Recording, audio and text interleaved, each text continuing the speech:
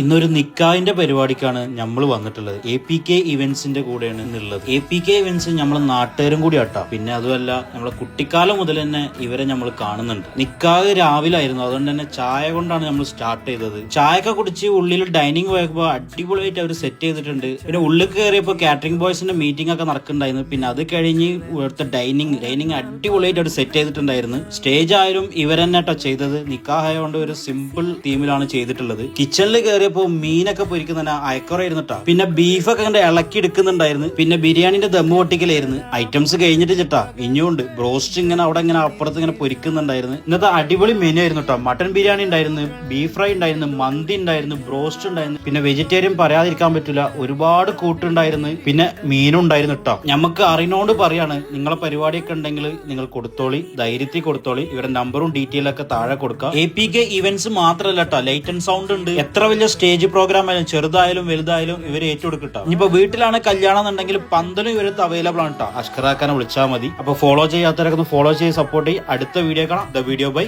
Qissa.